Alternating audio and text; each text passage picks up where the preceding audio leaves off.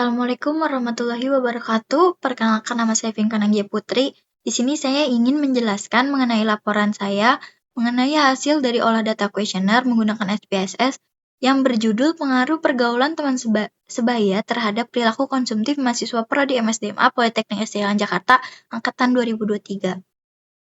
Dengan dosen mata kuliah Ibu Dian Indriani, SPDMM. Nah, di sini ada outer modelnya, variabel X ada 4 dimensi dan variabel Y berjumlah 8 dimensi. Dan ini untuk tabel instrumen variabel X dan Y-nya. Statistik inferensial merupakan suatu proses menarik kesimpulan tentang apapun itu yang didasarkan pada peluang atau probability antara dua variabel. Nah, karena di sini saya menggunakan penelitian sosial, maka tingkat toleransi penelitian saya maksimal di 95% atau sig 0,05. Dan di sini ada uji prahipotesis.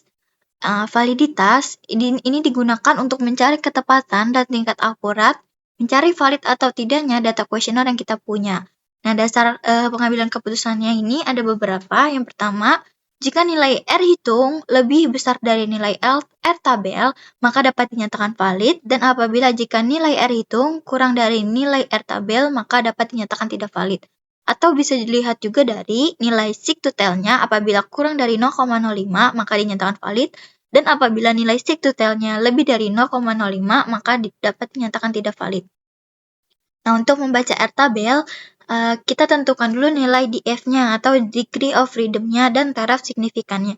Adapun nilai df diperoleh dari rumus df n dikurang 2. N, di mana n ini adalah sampel yang kita ambil dari kuesioner kita. Karena saya menggunakan sampel sebanyak 38, maka di sini 38 dikurang 2 sama dengan 36.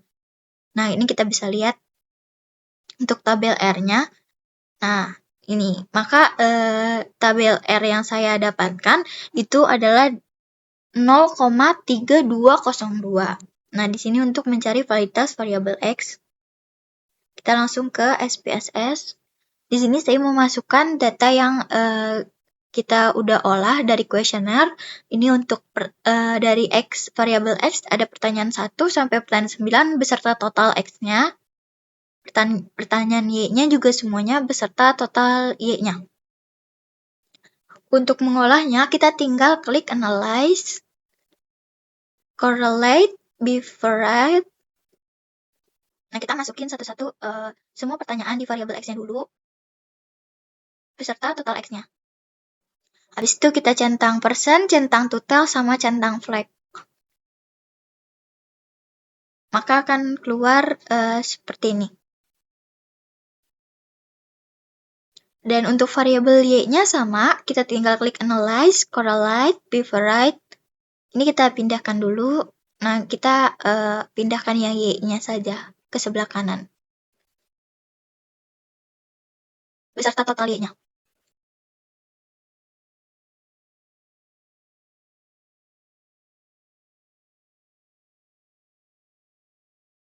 Jangan lupa centang persen, centang total, sama centang flag-nya.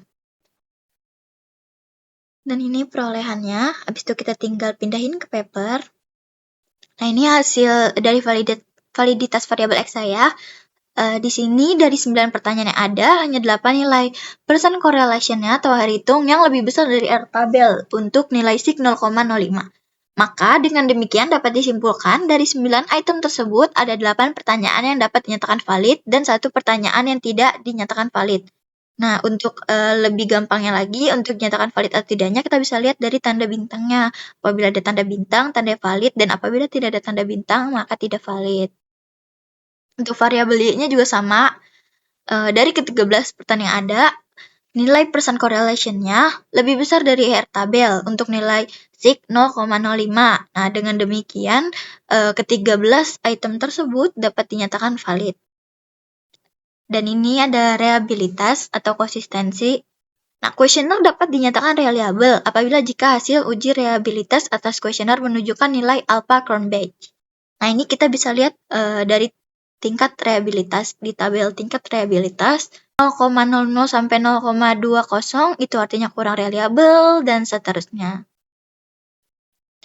Nah, untuk menghitungnya kita langsung ke SPSS. Kita masih menggunakan data yang sama. kita tinggal klik Analyze, Scale, Reliability Analyze.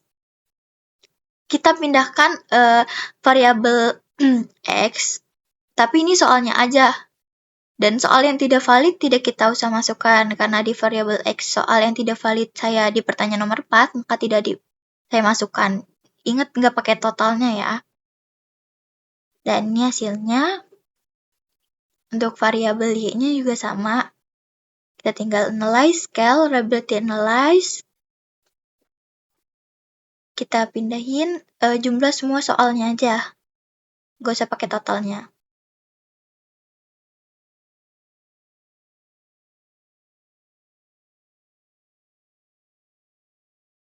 Dan tinggal klik OK. Dan ini hasilnya. Habis itu kita pindah ke paper. Nah, ini hasil saya. Nilai alpha Cronbach di atas 0,6, yaitu 0,730. Dengan demikian dapat diputuskan bahwa instrumen tersebut reliable. Nih. Dan untuk variabel Y-nya, nilai alpha Cronbach-nya di atas 0,8, yaitu 0,816. Dengan demikian dapat diputuskan bahwa instrumen ini sangat reliable. Ini uji normalitas.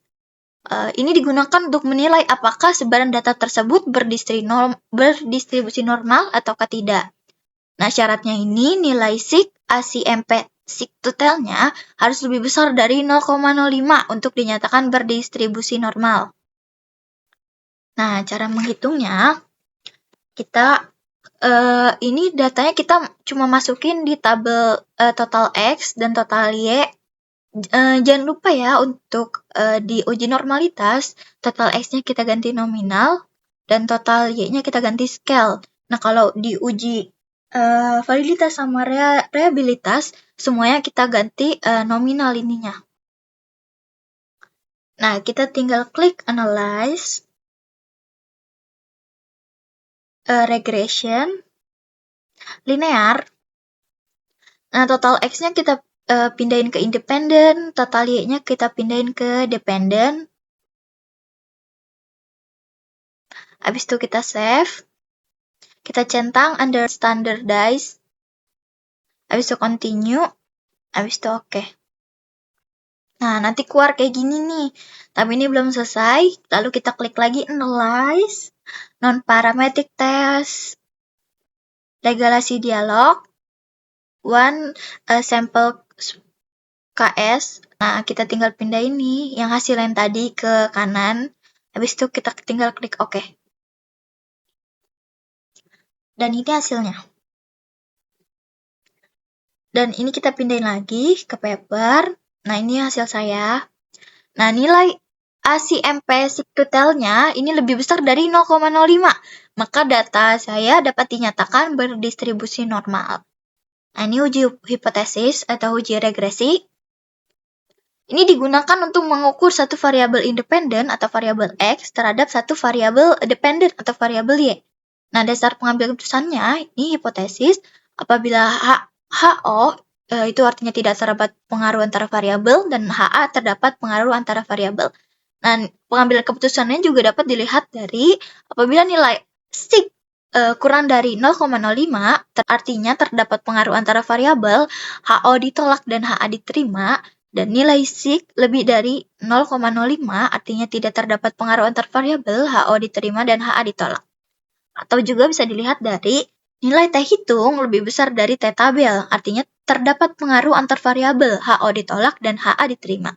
Dan nilai T hitung kurang dari T tabel, artinya tidak terdapat pengaruh antar variabel, HO diterima dan HA ditolak. Nah, ini untuk menghitung nilai pengaruh, kita langsung ke, nah, ini sebenarnya datanya sama aja kayak yang uji normalitas, cuman di sini ini tuh total variabel X, ini total variabel Y-nya diganti namanya. Kalau variabel X saya pergaulan teman sebaya, variabel Y-nya perilaku konsumtif. Dan ini kita ubah menjadi scale dua-duanya. Nah, kalau udah kita tinggal klik analyze, regression, linear, habis itu variabel X-nya kita taruh di independen, variabel Y-nya kita taruh di dependen. Habis itu tinggal klik OK. Nah, nanti hasilnya gini, ada model summary, ada ANOVA, ada koefisien. Nah, kita tinggal taruh di paper, kita pecahkan di paper. Nah, untuk nilai pengaruh, kita ambil di nilai R-square. Nah, nilai R-square saya adalah 0,36. Nah, nilai ini menunjukkan bahwa pengaruh variabel pergaulan teman sebaya terhadap perilaku konsumtif adalah sebesar 3,6%. Sedangkan sisanya, 96,4%, perilaku konsumtif dipengaruhi oleh variabel lain. Nah, ini uji hipotesis SIG. Nih, nilai SIG-nya adalah 0,007. Jadi kurang dari 0,05. Dengan demikian, HO ditolak dan HA diterima. Artinya, terdapat pengaruh antara variabel pergaulan teman sebaya terhadap perilaku konsumtif. Nah, untuk uji hipotesisnya, atau uji T, kita ambil dari sini. Nilai T hitungnya 2,886. Nah, gimana sih caranya? Cara ngitungnya?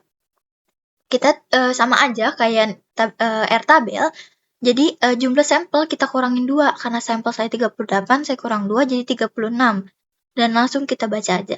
Nih, di 0,050. Nih di 36. Jadi T tabel saya adalah 2,022809. Nah, ini kan hasil T hitung saya 2,886. Maka T hitung saya lebih besar dari T tabel. Dengan demikian, HO ditolak dan HA diterima. Nah, ini persamaan regresi. Kita ambil di sininya. Nah, ini tuh rumusnya Y sama dengan A ditambah B dalam kurung X. Nah, Y sama dengan 23,268 ditambah 0,378. 23,268 ini merupakan angka konstanta. Nah, angka ini memiliki arti bahwa jika tidak ada pergaulan teman sebaya atau variabel X, maka nilai efisien perilaku konsumtif atau variabel Y adalah 23,268. Nah, sementara yang 0,378 adalah angka koefisien regresi. Nah, angka ini memiliki arti bahwa setiap perubahan naik 1% pada pergaulan teman sebaya akan menjadikan perubahan naik 37,8% pada efisien perilaku konsumtif. Nah, ini untuk grafik persamaannya, kita bikinnya juga gampang. Kita di data yang tadi, kita pencet graph, card builder. Habis itu kita tinggal pencet scatter atau dot. Ini kita pilih yang kedua. Nah, ini variabel X-nya kita pindah di sini di bawah, dan variabel Y-nya kita pindah di samping. Kita tinggal klik OK. Nah, ini dia keluar ya. Nah, untuk kita tinggal pindahin ke paper nih. Ini untuk grafik persamaan dan grafik histogram normalitas. Ini kita tinggal ke data yang tadi juga, tapi bedanya kita klik analyze, descriptive statistic, frekuensi. Nah, kita pindah ini variabel X dan variabel Y-nya ke kanan. Habis itu kita pencet card. Habis itu kita pencet histogram dan checklist show normal curve on histogram. Habis itu continue. Habis itu OK. Nah, dia keluar seperti ini. Kita tinggal pindahin ke paper. Nah, sekian dari penjelasan dari saya. Wassalamualaikum warahmatullahi wabarakatuh.